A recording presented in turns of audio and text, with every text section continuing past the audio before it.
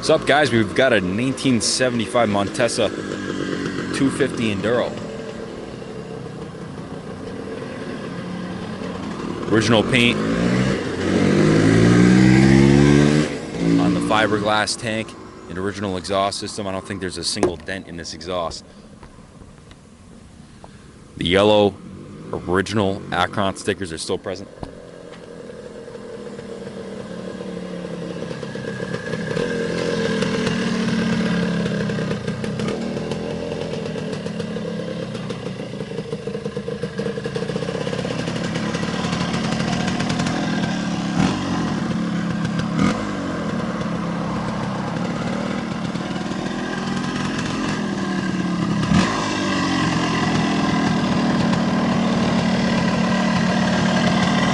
Beauty. What's happening, guys?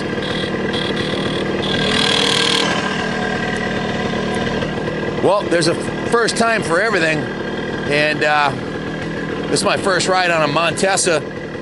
Total newbie. I'm not even sure how to shut it off. Is there a key to shut it off? How do you shut it off?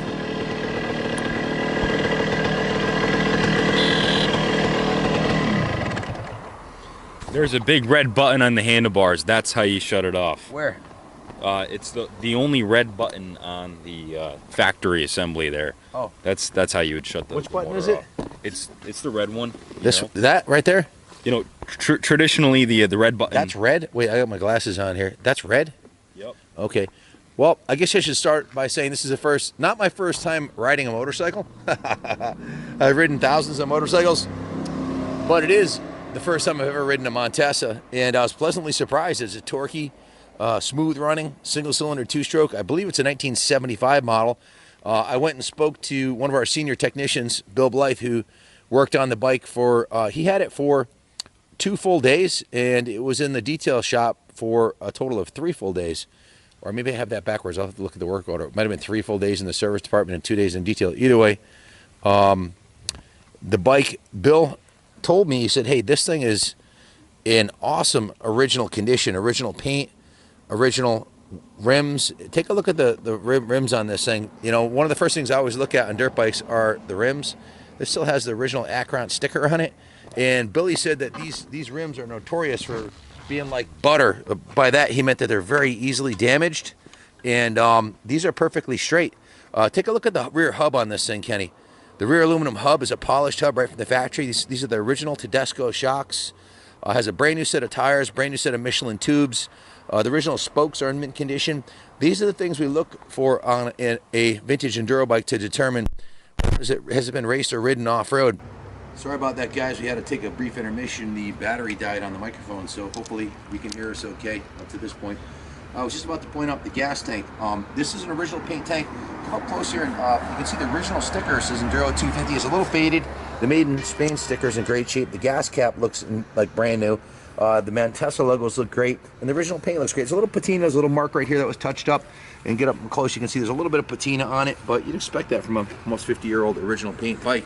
Moving to the front of the bike, we mounted a brand new Preston Petty period correct fender, which happens to match beautifully, and the matching Preston Petty fender on the back with a new taillight on it.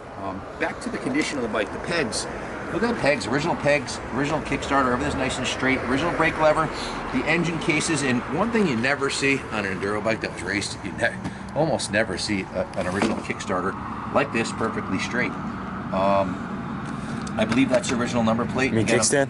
Not a, huh? You mean kickstand, not Kickstarter? Kickstand, I'm sorry. The original kickstand's in mint condition, and the pegs are perfectly straight.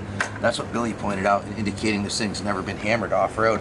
Those are the first things to go. Even the original handlebars are nice and straight on it. The original fork chrome is in excellent condition. The seals are weeping a little bit. It may need a new fork seal replacement at some point in the near future. The original headlight with the really cool guard around it is in excellent condition. Billy Blythe, the tech, actually donated this speedometer from this collection. This is a Spanish 70s Spanish speedometer. It didn't have the speedometer when we got it.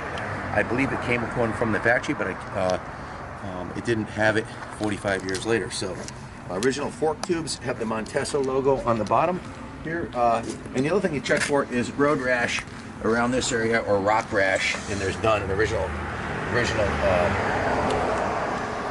wheels again are in mint shape. Coming around this side here, you can see the original shifter is perfectly straight, and the engine cases have no damage on them from bouncing off a rock. So pretty much unheard of on a bike that was actually ridden off the road or in competition. So obviously owned by someone who really either just hated it or never used it off road.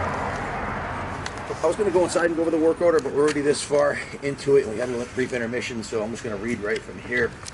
Anything I may have missed. And actually, it was 30 hours. That's 3.5 days. Actually, Rod Jr. and RJ Jr. and our Rod Sr. worked on this bike as a team for one day, and then RJ finished it up. Yes, 40 hours. What did they do for 30 hours? Well, the thing was stripped right down to the frame, and everything was painted. The whole frame was painted. This is what we call an in-frame restoration. The frame was repainted, the kickstand was repainted, the rims were polished and clean, all the aluminum was polished, the fork aluminum was polished. The tank was buffed and touched up in a couple spots I pointed out. They mounted the two fenders on it, and what else did they do?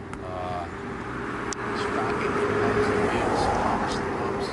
Just a thorough cleaning and detailing of the entire motorcycle in the detail shop. So thoroughly washed it top to bottom. I know the exhaust pipe came off along with the dash guard on the bottom. The motor was taken and cleaned on both sides. The triple clamps were cleaned. Well, close on the triple clamps, Kenny. You can see how nice those came out.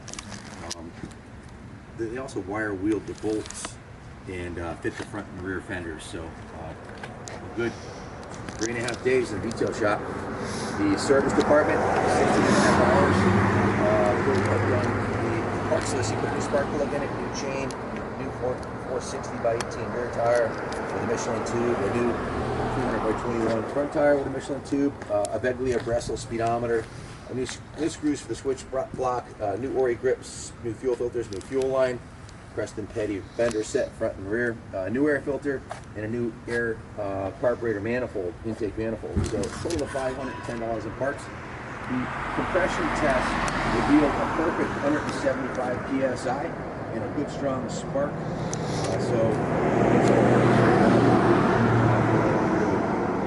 Service system, like I mentioned earlier, changed the gear and clutch oil, rerouted and lubricated the control cables.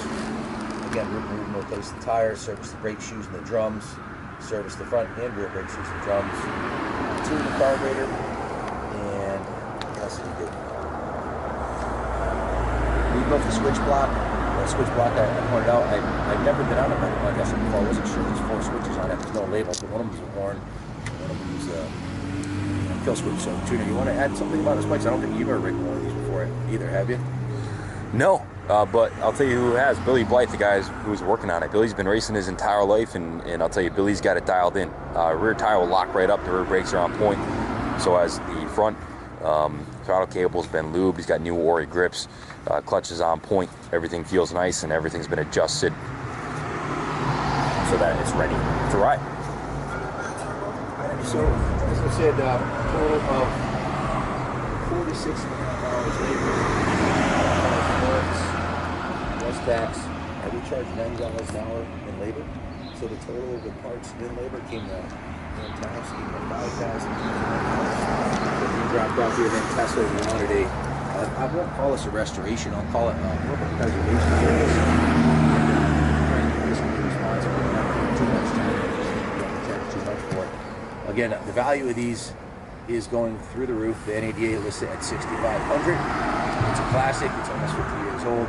They're very rare here in the U.S. You can see the rear chain guide is on it. The rear chain adjuster on the bottom, or chain tensioner on the bottom of the chain, is the original one in mint shape, as is the brake stay and the adjusters. You can see the chain all the way at the first setting. The chain's never been adjusted. It's a brand new chain. So the original sprockets in mint shape. I think that about sums it up. I would say it's the cleanest Montesa we've had at the museum, but hey, it's the only Montesa we've ever had at the museum, so it automatically is, so that doesn't say much. But as far as 70s Enduros go, and I haven't seen one that hasn't had a full frame off restoration look this good in a long time. So usually they're need a full off restoration, a paint job and everything. This is original paint. If you think about how much damage you can do flying through the woods or racing in the sand. Look at the stock seat. Look at the craft. We'll do a close up on the seat, the craftsmanship of the seat. We just don't really make seats like that anymore. It's a great pride construction. It's not perfect, but it is original, just like the paint, just like the bars, and just like the rims and kickstand and all the running gear and levers and brake pedals and everything's all original, as are the shocks. So clearly a very low mile bike, and Billy wanted me to specify that after his mechanical inspection he determined this is a extremely low hour bike, perfect engine compression, and it's been massaged to perfection for a week plus by the crew here at the museum. So again, over $5,000 on the work order. So good luck bidding on it. It's worth every penny of this $6,500 NADA value, in my opinion, and at Mecum it may even bring substantially more. We'll have a low reserve, so good luck bidding on it, and may the best man win. And God bless America, God bless Spain for building such kick-ass motorcycles. So we can ship anywhere in the States inexpensively, so message us your zip code for a quote. The bike is sold on T1 bill of sale, although we can, most states you can register this bike for street use. Drill some holes for your plate in the back. We can assist you in obtaining a registration for the bike, transferable registration, in order to get a title in your state if you're out west, and register the bike for street use. Definitely put this right up there with the Bultacos, maybe even better. The fit and finish and the quality construction, the styling is definitely timeless if it looks this good 45 years later. So really, really rare piece. Good luck bidding on it. God bless America.